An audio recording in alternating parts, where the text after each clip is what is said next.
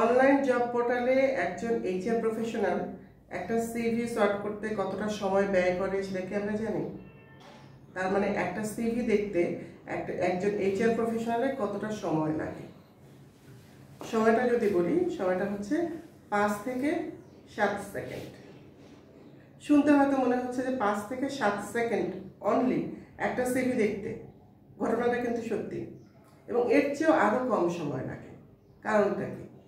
আমরা যে এই যে প্রতিদিন অনলাইন জব পোর্টালে হাজার হাজার দিনে হয়তো বা আমরা 30 থেকে 40টা কিংবা 50টার মতো অনলাইন জবে অ্যাপ্লাই করি, কিন্তু দেখা গেল যে কোথাও থেকে ইন্টারভিউর জন্য কল পাচ্ছি না।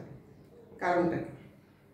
এবং এই যে বললাম 5 থেকে 7 সেকেন্ড যে সময়টা লাগে, এই সেকেন্ডে আসলে কি দেখে একজন এইচআর প্রফেশনাল?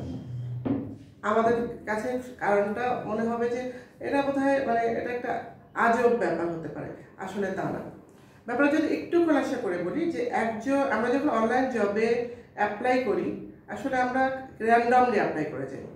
কিন্তু একজন এইচআর প্রফেশনাল কি করে? একজন এইচআর প্রফেশনাল হচ্ছে সিভিটার, আপনার মনে করেন একটা জবের জন্য তারা চাচ্ছে একজন এমপ্লয়ার যিনি জব দেবেন তিনি চাচ্ছেন একজন গ্রাফিক্স ডিজাইনার অথবা একজন ওয়েব ডেভেলপার। আপনি একজন সিভিল ইঞ্জিনিয়ার অথবা আপনি একজন খুব দুরন্ত মার্কেটার, আপনি অ্যাপ্লাই করবেন। একজন এইচআর প্রফেশনালে কতটুকু সময় লাগবে? 2 সেকেন্ড। দেখা গেল এক্সপিরিয়েন্স চাচ্ছে 5 বছরের, আপনি একজন ফ্রেশার, কতক্ষণ লাগবে? 1 সেকেন্ড। বোঝা যাচ্ছে? হিসাব মিলছে। তার মানে আমরা যখন জব অ্যাপ্লাই করি, জব যদি আমরা দেখে বুঝে না অ্যাপ্লাই করি, তাহলে আমাদের সিভিটা আসলে ডাস্টবিনে, দ্যাট মিনস রিসাইকেল বিনে চলে যায়। সেক্ষেত্রে আমাদের কি করতে হবে?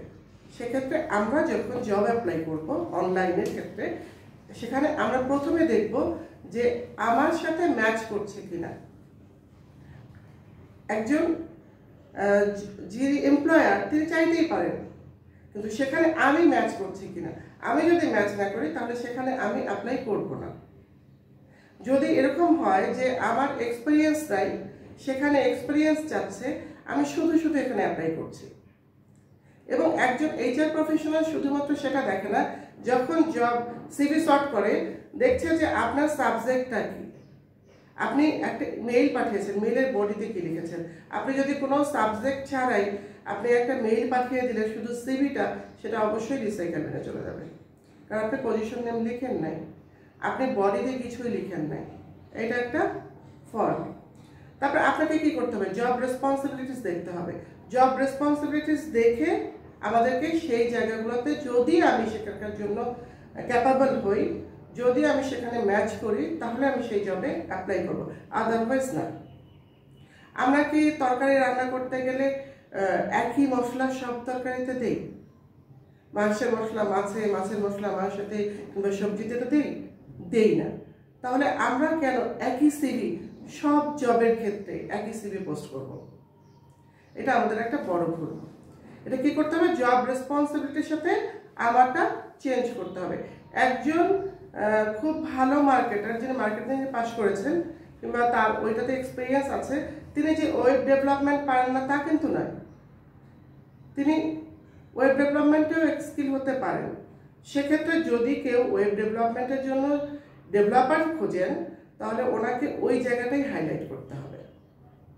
ওনার ওই মার্কেটিং সেকশনটাকে হাইলাইট করলে উনি ওখান থেকে বাদ পড়ে যাবেন। এবং জব রেসপন্সিবিলিটির সাথে ম্যাচ করে আপনার সিভিটাকে আপডেট করতে হবে। এবং ওই 5 থেকে 7 সেকেন্ডের এইচআর প্রফেশনালস যে সময়টা ব্যয় করে তার মধ্যে যেতে হবে। So ready for the 5 to 7 second. All the best. Thank you.